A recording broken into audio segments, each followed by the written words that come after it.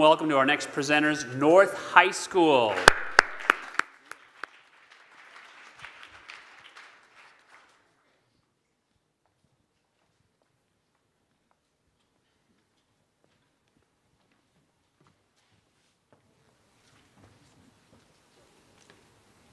Hello, my name is Brandy. I'm Anya. I'm Tatum. I'm Amalia. I'm Efren. I'm Rosie. I'm Rania. I'm Elisa, and we are Nourish by Play Denver. We like fruits and vegetables because they are good and healthy and make you big and strong. They also make me happy and help me live real long.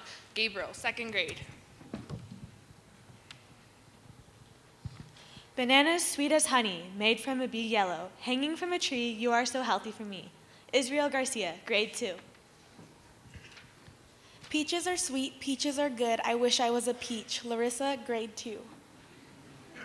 It is a heartbreaking possibility that the children in this generation will not outlive their parents. 33.8% of children living in Denver are obese. Obesity is a growing epidemic in the United States. It affects more than 30% of children, making it the most common chronic disease of childhood. This number has more than tripled since 1980. People who are obese are 70% more likely to have serious health conditions, such as heart disease, diabetes, sleep apnea, and cancer. Children living in poor neighborhoods are 28% more likely to become obese. Low-income families have low access to full-service grocery stores or farmers markets and high access to fast food restaurants. These areas with less access to healthy foods are called food deserts. A food desert is a geographic area in which nutritious and affordable food is hard to obtain, particularly to those without an automobile. There are over 4,000 families who do not have access to transportation and therefore experience low access to supermarkets with healthy foods. In Denver and the surrounding counties, there are 45 areas that are considered to be food deserts by the United States Census, and 5 of these communities are homes to our students. We created a program using existing community hubs to provide farm-to-table produce to families living in food deserts. This is about food justice. Every person should have a right to know where their food comes from and access to quality food in their neighborhood for a reasonable price. We created a community-supported agriculture program at our school. We decided to focus on our school, which is a community hub, as a place to distribute fresh and local produces to our families. We partnered with an existing nonprofit called the Grow House in order to obtain locally grown, fresh and organic produce to sell in the food boxes at our school. We were able to accept SNAP and food stamps, which is essential to the success of our program, as 93% of our families qualify for some type of government assistance. This is how our program works. We created a link where families can go and buy either a family food box, which feeds 4 to 5 people, or a basic box that feeds up to 2 people. The boxes include things like fresh local farm eggs, local bread or tortillas, potatoes, local tomatoes, peppers, onions, garlic, and lettuce. The boxes range from $17 to $37 a week, which is much cheaper than a trip to the grocery store or several fast food meals would be. Families pick up their food boxes Friday afternoons at our school. All of our vegetables are hydroponically or aquaponically grown. This is better for our environment because it uses less water and creates its own ecosystem.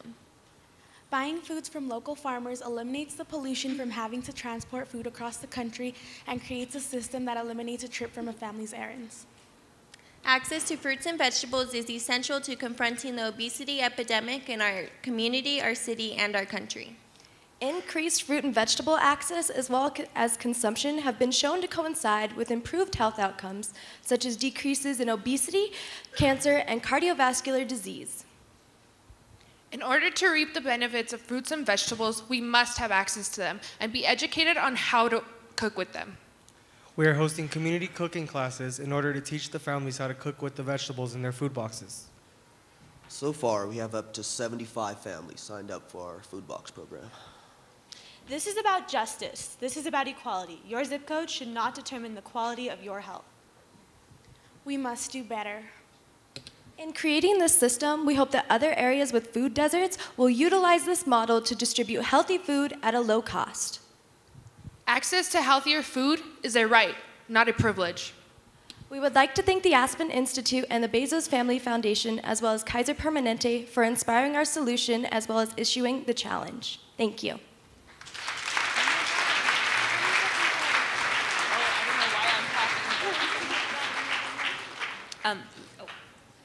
Good. Okay.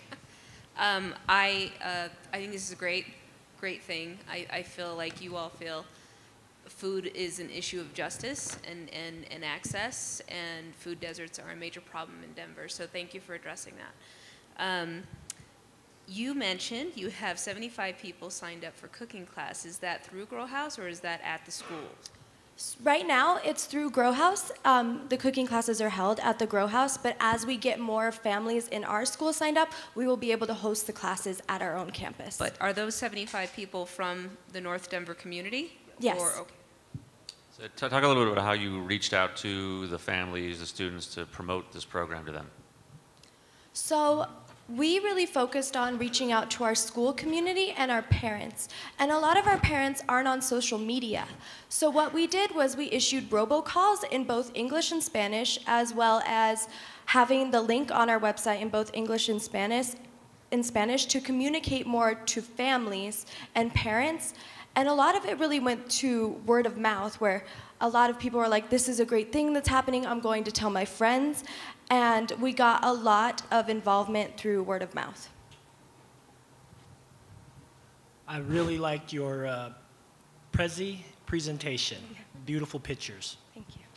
Thank you. You just started the North Distribution Center, right? Didn't that just start like Very recently? Yeah, and that's, you have 75 people signed up. I mean, this is like the second week or something, Yes. right? It's Yeah. Wow, this is fantastic, you guys. Nice work. Thank you so much. For the financial feasibility going forward, is the $1735 food box, is that something that's working out and is going to be sustainable for the program? Well, I live in the Swansea area, and that happens to be the most polluted area in Colorado. And it also happens to be the largest food desert in Colorado. And so with having like more fast food restaurants around and 7-Eleven and stores, convenience stores like that, with our food box program, it helps not only my family, but the families in my neighborhood afford local produce, but at a low cost also. Sorry, one more quick question. What process did you have to go through to have them accept food stamps and SNAP? I mean, that's kind of big. So the main thing we were looking for when thinking about food justice and things like that were a lot of our families, like we said, 93% of them qualify for government assistance. So we really wanted to focus on a program that would accept those, which is why we chose the Grow House, because they're able to accept those types of government assistance.